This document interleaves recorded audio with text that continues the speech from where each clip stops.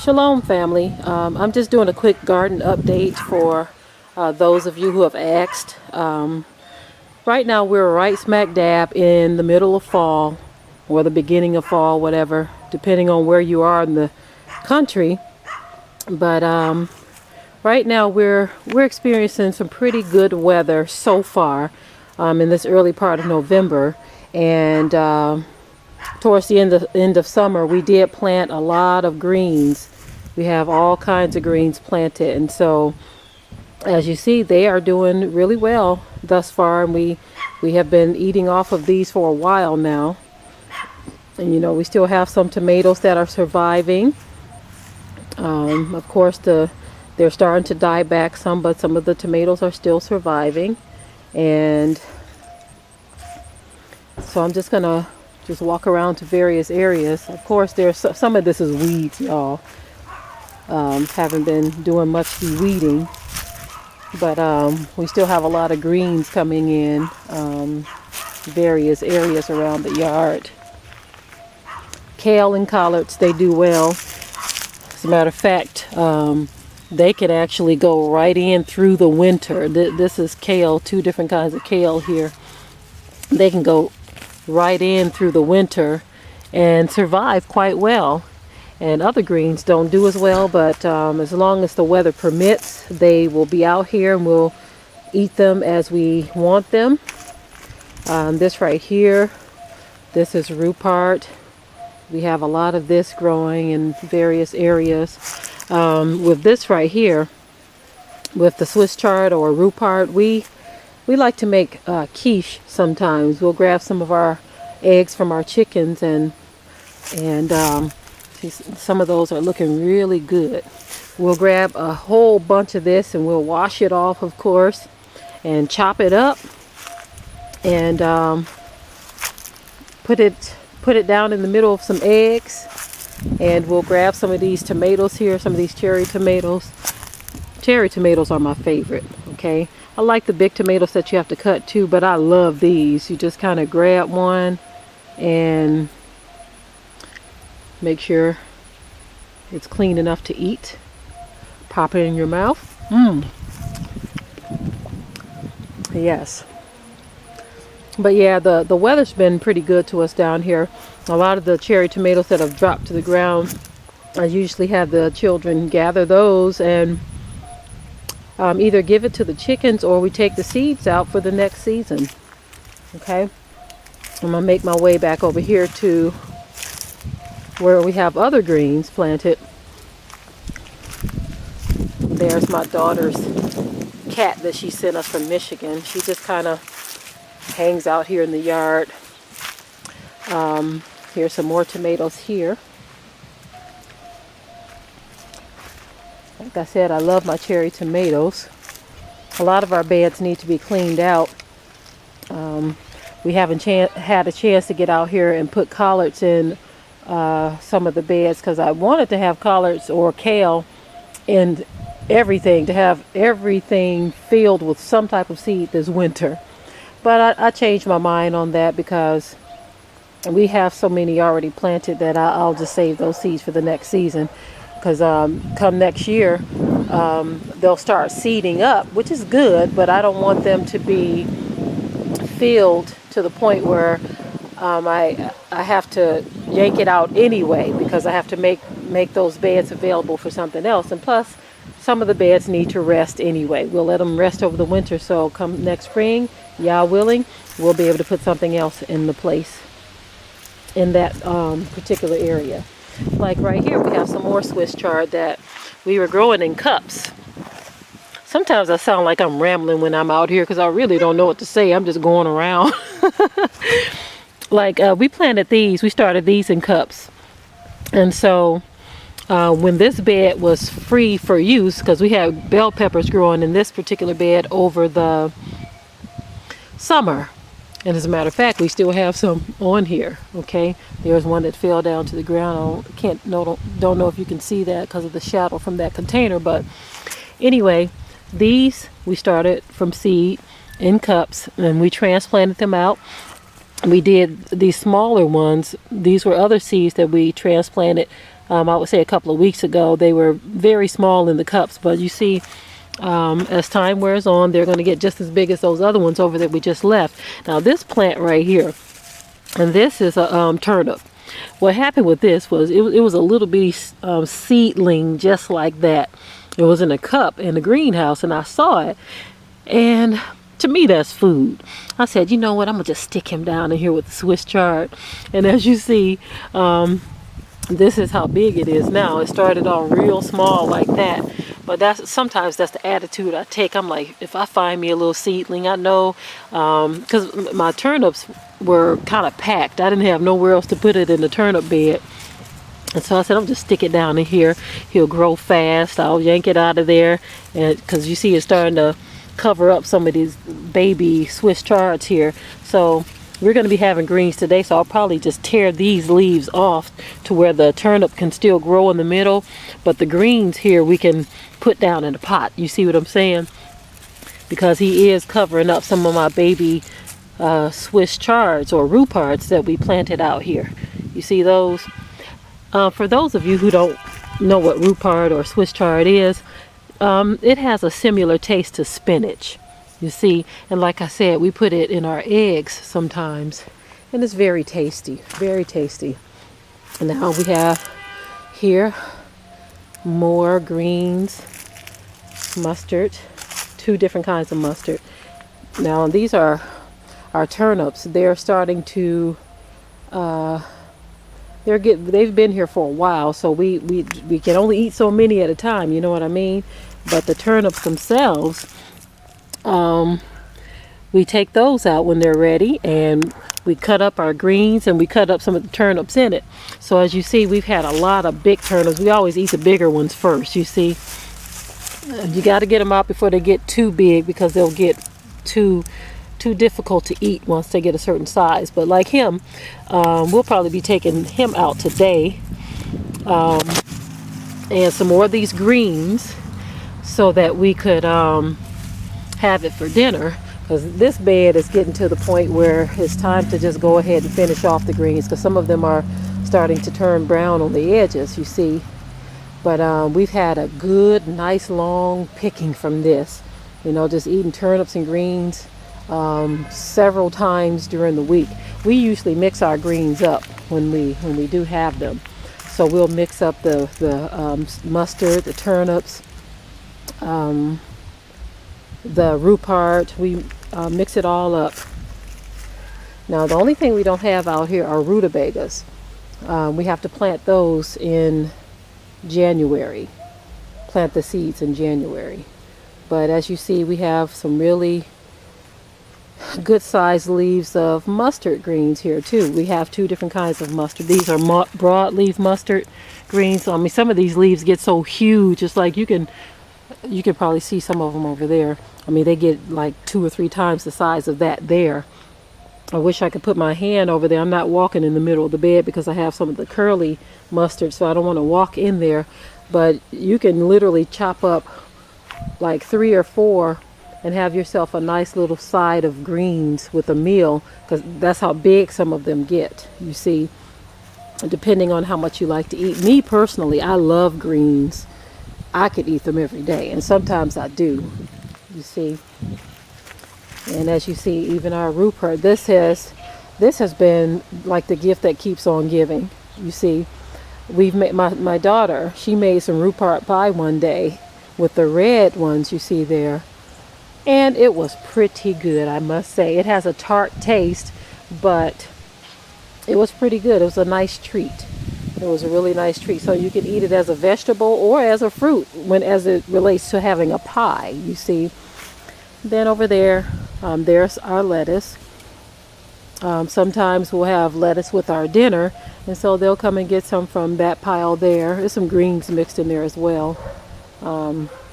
We'll go get some of the lettuce from over there, and then I think we have some lettuce in another spot, but then we see there's some more tomatoes too. But yeah, it's the fall now.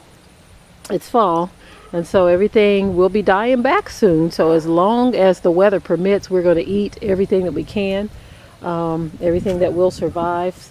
And I thank Abba Yah for blessing everything this fall to do well for us so that we can continue to eat the things that we grow ourselves. And we have a lot of herbs out here still. Look at this here.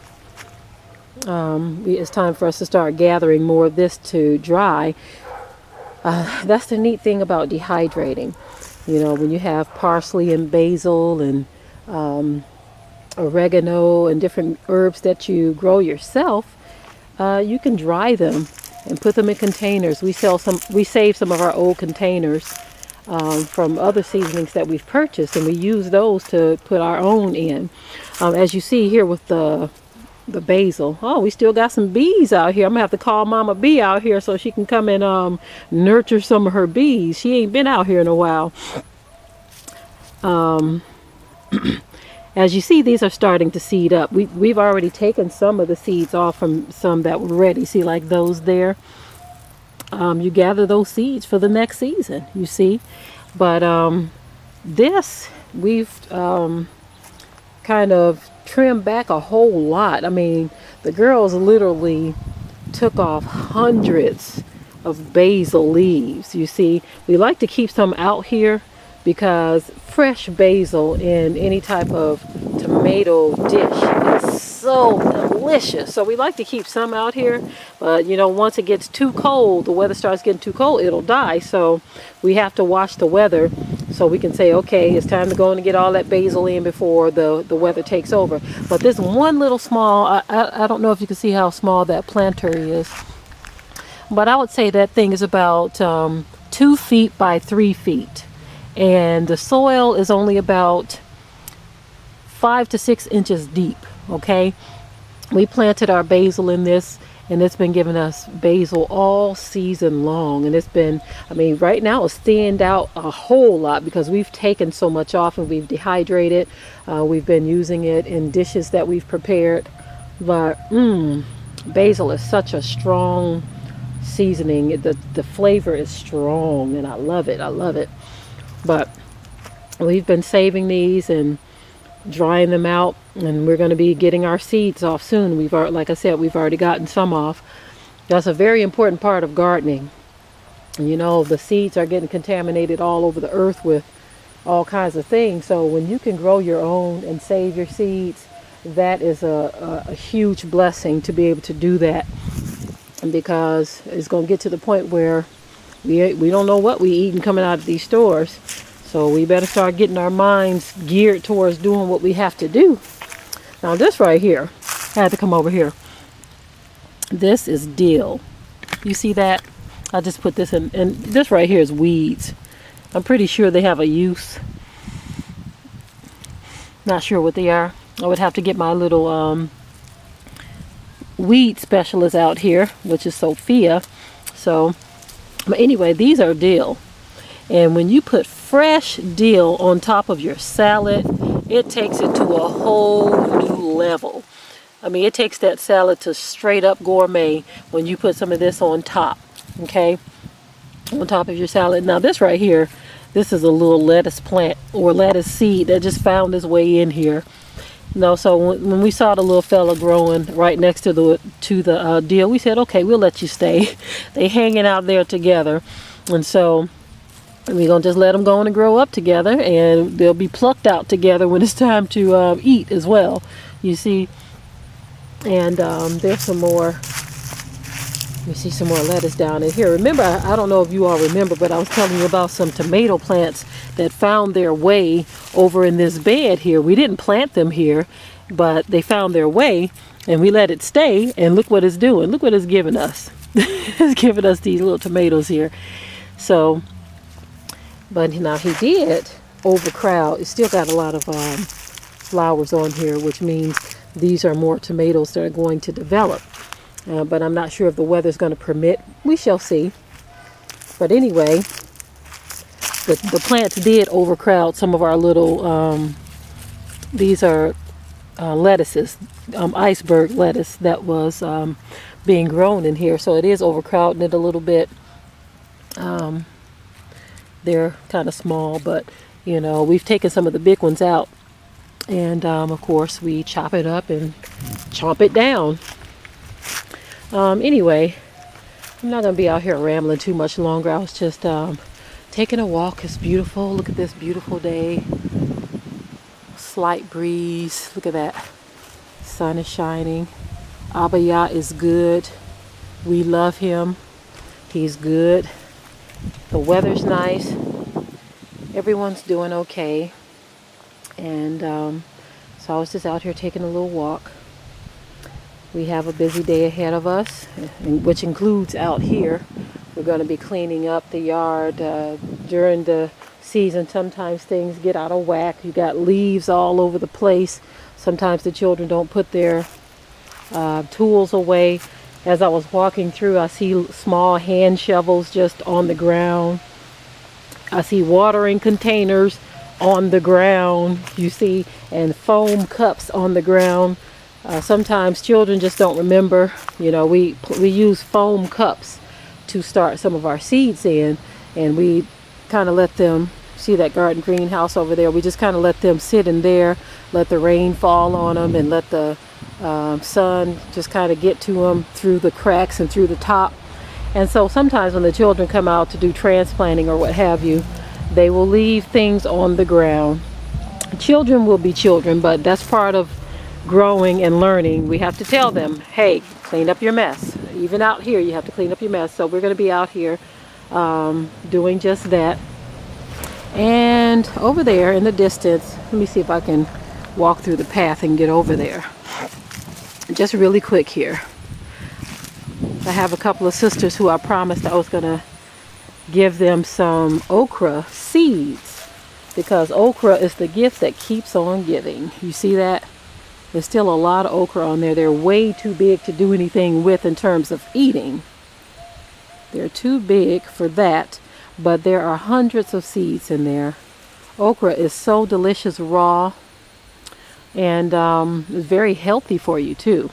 And so I haven't forgotten you sisters that asked for some of these seeds. I haven't forgotten.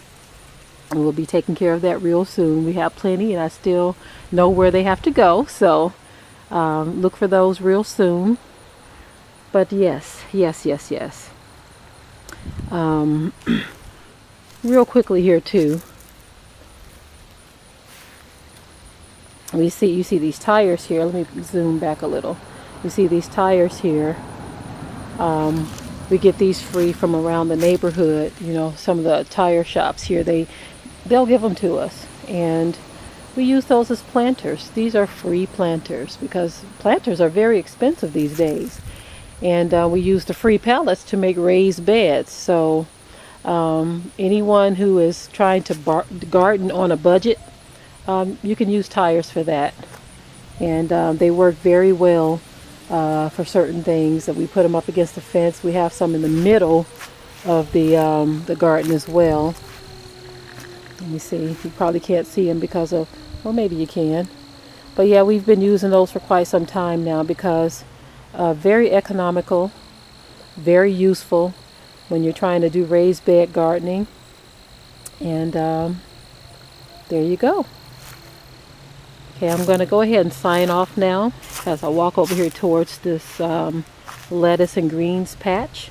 A lot of this has to be taken up because it'll get to the stage where you can't eat it.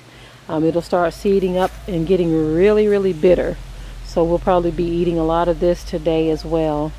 For some reason, Sundays are usually our vegetable day, where we'll just do nothing but vegetables, you see.